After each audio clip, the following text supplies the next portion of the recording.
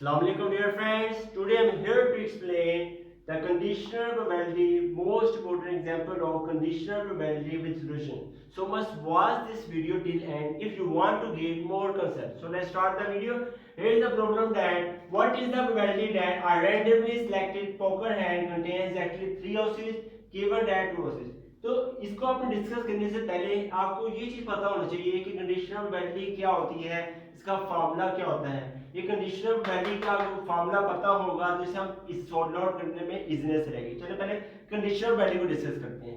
तो बहुत सारी कंडीशनल प्रोबेबिलिटी होती है, इसका फार्मूला तुम्हारे को पता होगा कि probability of A divides B is equal to probability of A intersection B divided by given after condition B है तो यहाँ बी आएगा। अब गौर से देखिए जो पॉइंट आपको जाने जा रहा हूँ। अब ये डिवाइडिंग साइन लिखा हुआ है, इसका मतलब क्या होता है? इसका मतलब होता है गिवन आफ्टर कंडीशन। इसका मतलब होता है गिवन, हमेशा याद रखिएगा, given after condition, given after condition. कि जब भी आपके पास न्यूमेरिकल के अंदर गिवन का साइन आ जाए कि कोई भी आप लिखा हुआ है इट इज गिवन दैट या गिवन आफ्टर कंडीशन, तो याद रखिएगा ये डिवाइड क्या शो कर रहे हैं, गिवन को। ये चीज आपने कभी नहीं भूलनी। ये किसके बराबर होता है? Value of A intersection B divide by value of B. आप देखें गिवन आफ्टर कंडीशन, जिसका नाम क्या है गिवन आफ्टर कंडीशन। क्या लिखा हुआ है? बी लिखा तो यहाँ बी लिख दिया। यहाँ अगर ए लिखा होता तो मैं यहाँ क्या लिखता? ए लिखता। ये होता है कंडीशनल प्रोबेबिलिटी का फॉर्म। अब डिस्कस करना ये है, ये पता करना है कि इसके अंदर कंडीशनल प्रोबेबिलिटी तो लिखा, देखें पूरी स्टेटमेंट देखें, कंडीशनल प्रोबेबिलिटी लिखा नहीं है, लेकिन हमें पता लग गया ये कंडीशनल प्रोबेबिलिटी है। वो कैसे? क्योंकि गौर से देखें, ये मेन पॉइंट आप डिस्कस करें। एग्जैक्टली 3 एसिस, ऐसा ही है, गिवन दैट एग्जैक्टली 2 एसिस। यानी मैं कहना चाह रहा हूं आपको ये चीज है कि प्रोबेबिलिटी जो हमने फाइंड करनी है, ए जो लिखा हुआ है, क्या लिखा हुआ है? एग्जैक्टली 3 एसिस। पहले पार्ट के अंदर आएगा एग्जैक्टली 3 एसिस, ऐसा ही है। ये हमारा पार्ट 1 आ गया, नंबर 1। नंबर 2, गिवन दैट, ये साइन जो है ये लिखा हुआ है given that because this sign shows that given after condition. Next we move at least 2 aces. Second जो है वो यहां पर जो आएगा वो आएगा at least 2 aces. Here is given that at least 2 aces. ये चीज हम जो है हमने फाइंड आउट करनी है। समझ आ गई बात? जो पहला पार्ट है वो ए है, दूसरा पार्ट जो है बी है। ये बात हमें याद रखनी है। पहला पार्ट ए है, दूसरा पार्ट है बी है। ये चीजें हमने फाइंड करनी है। तो नजर आ गया ये आपके पास ए है बी है, तो हमें दो चीजें रिक्वायरमेंट है, ए नंबर 1 नंबर 2। अगर हमारे पास value of A intersection B आ जाए, अगर हमारे पास वैल्यू ऑफ बी आ जाए, तो ये क्वेश्चन जो है वो वाइंड अप हो जाएगा। ठीक है, तो हमारा जो ट्रिक है वो ट्रिक फॉलो करने लगे हैं। यहाँ तो मुझे उम्मीद है आपको समझ आ गई होगी कि ये डिवाइड साइन क्या शो करता है, गिवन दैट है। गिवन दैट की वजह से इसे हम क्या कर रहे हैं, कंडीशनल प्रोबेबिलिटी लगा रहे हैं। समझ आ गया? यहाँ तो पॉइंट आपको डिस्कस हो चुका होगा। अब मेन पॉइंट पे आते हैं, स्टेटमेंट दोबारा देखें। What is the probability that identified selected poker hand. अब जानना ये है कि पोकर हैंड क्या होता है। देखें, poker hand, poker hand, poker hand का मतलब होता है, ये चीज आप याद रखिएगा, इसका मतलब होता है ड्रॉन कार्ड्स। पोकर हैंड का मतलब होता है ड्रॉन कार्ड्स।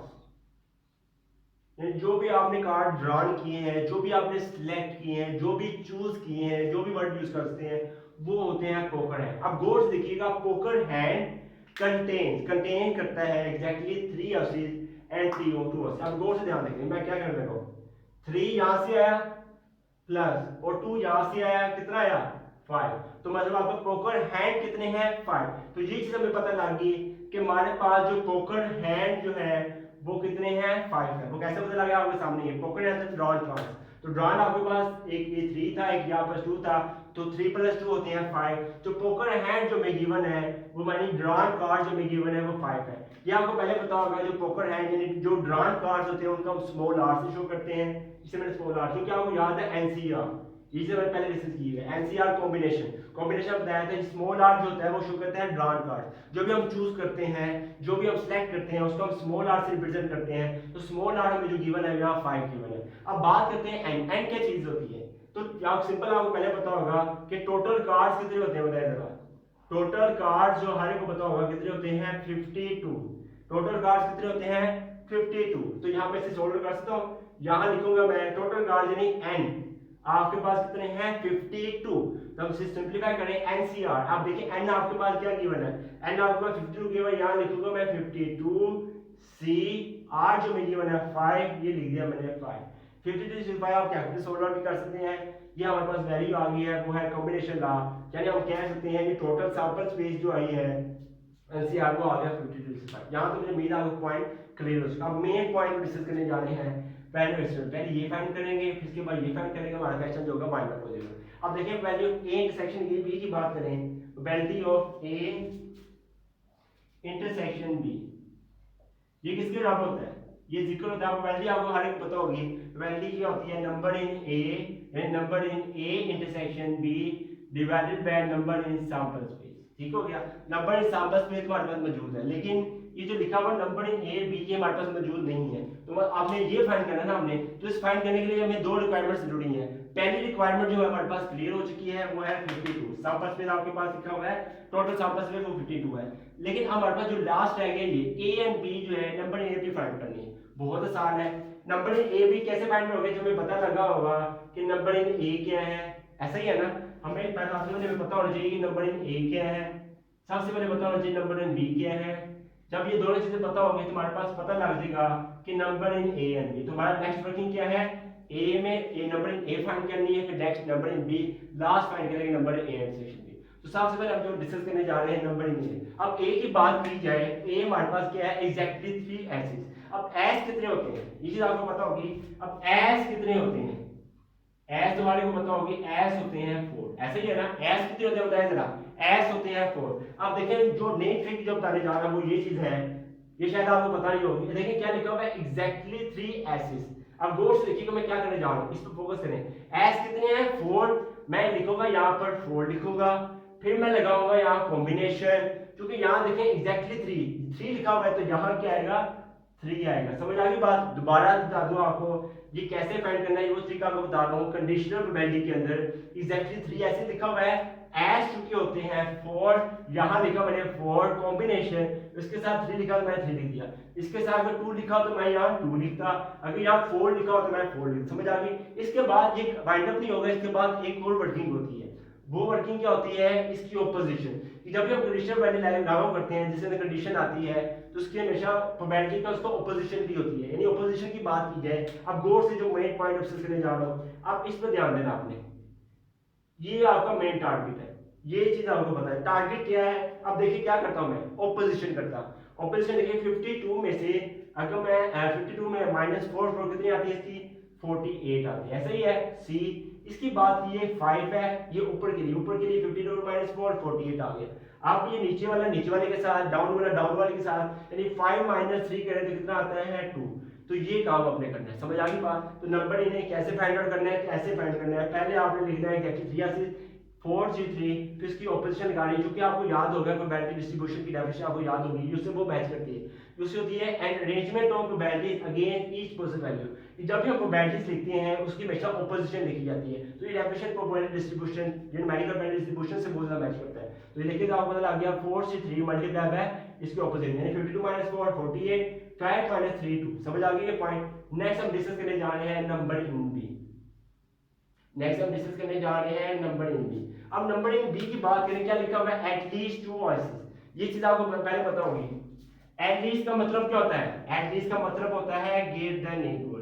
ये चीज आपको पता होगी कि एटलीस्ट का मींस क्या होता है, ग्रेटर देन इक्वल, यानी at most less than equal होता है, एटलीस्ट ग्रेटर देन इक्वल। लेकिन आगे लिखा गया है एटलीस्ट 2, तो मतलब ये जो है वो 2 के इक्वल भी है और 2 से बड़ा भी है। तो ये कितना होगा 2 3 4, ये कितना होगा 2 3 4। वो कैसे, क्योंकि s कितने हैं 4, here is the s are 4, क्योंकि s के 4 है तो इस वजह से ये 2 से स्टार्ट होगा और 4 पर वाइंड अप हो जाएगा, यानी आ जाएगा 2 3 4। तो नंबर इन बी जो लिखा हुआ है हमने क्या फाइंड करने थे, एटलीस्ट 2 वॉइसेस। तो पहले 2 के लिए करेंगे, फिर 3 के लिए करेंगे, फिर 4 के लिए। समझ आई, ये थोड़ा सा लेंथी है, तो इसलिए हम नंबर इन बी की बात करें तो बहुत आसान है, आपको पता लग गया, ट्रिक आपको पता लग गई। 2 यहाँ पर करने जा रहा हूँ। अब देखिए s आपके पास 4 है, तो यहाँ क्या आएगा 4 आएगा, फिर कॉम्बिनेशन आएगा। पॉइंट क्लियर हो गया। नेक्स्ट अब देखिए यहाँ देखिए s के साथ जो है वो क्या लिखा हुआ है 2 लिखा हुआ है, s के साथ 2 है, तो यहाँ मैं लिखूंगा 2, जैसे अभी रिसेंटली किया था हमने।